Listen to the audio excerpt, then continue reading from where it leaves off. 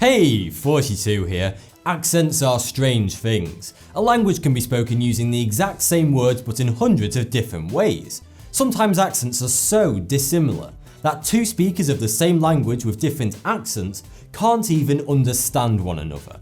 We've had accents for thousands of years.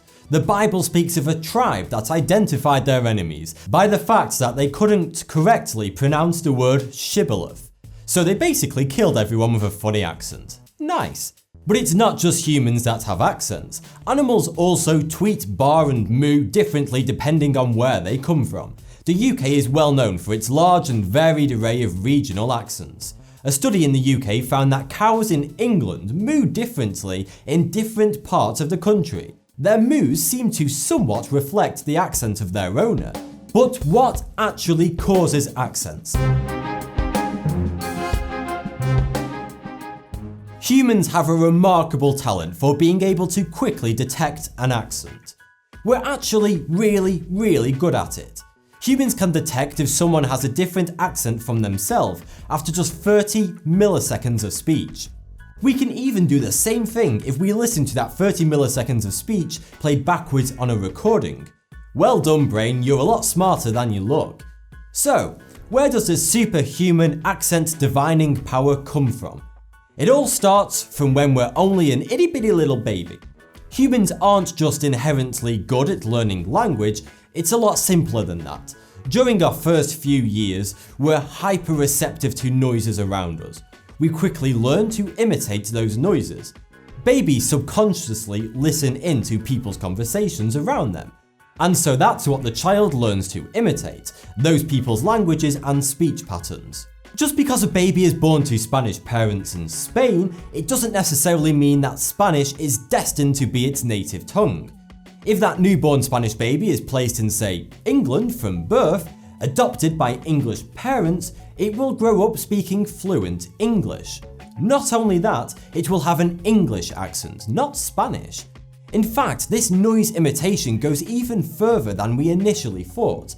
During a study, bird noises were played to an infant child.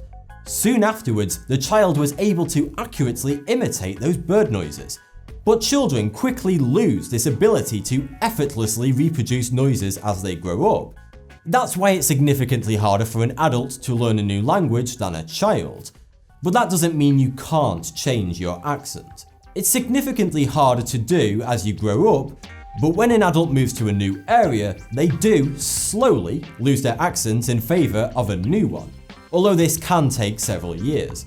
A famous example of this is when Britain colonised America. Over several years, the settlers lost their traditional Queen's English accent in favour of, well, the American accent, specifically Southern drawl.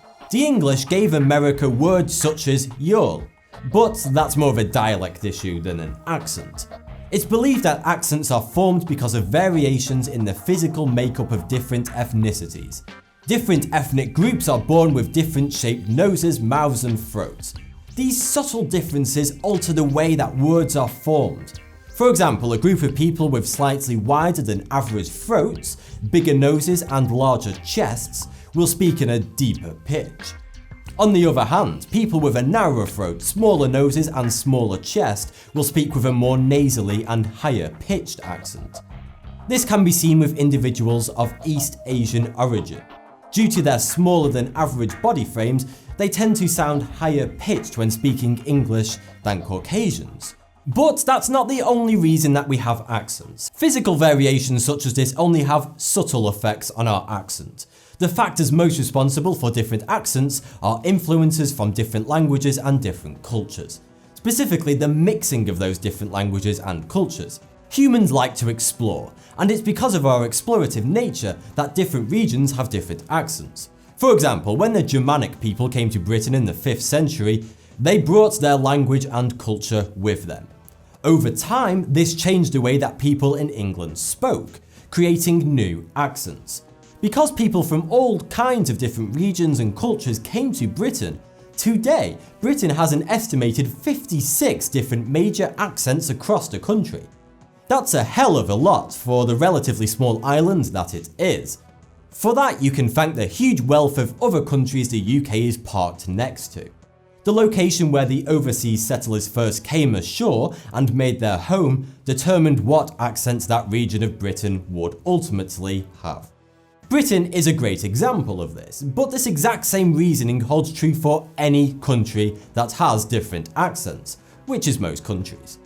You may be wondering what's the difference between an accent and a dialect.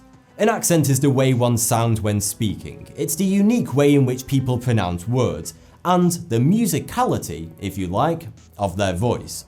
A dialect, however, refers to the linguistic system as a whole, particularly the grammatical features of the way a person talks. To put all that more simply, a dialect is what people say, and an accent is the way that they say it. As for me, well, I have a West Lancashire accent, which is why my accent doesn't sound like the traditional plummy boarding school type accent which people from all around the world usually associate with England.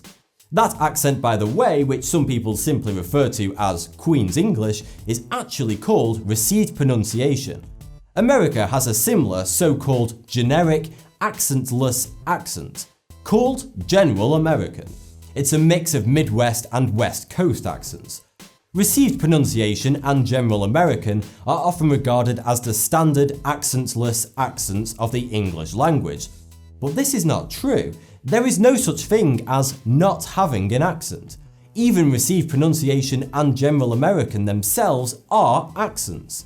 So to summarize, we have accents because humans like to explore, and when two different cultures come together in the same location, the unique ways in which they both talk get amalgamated into a brand new accent.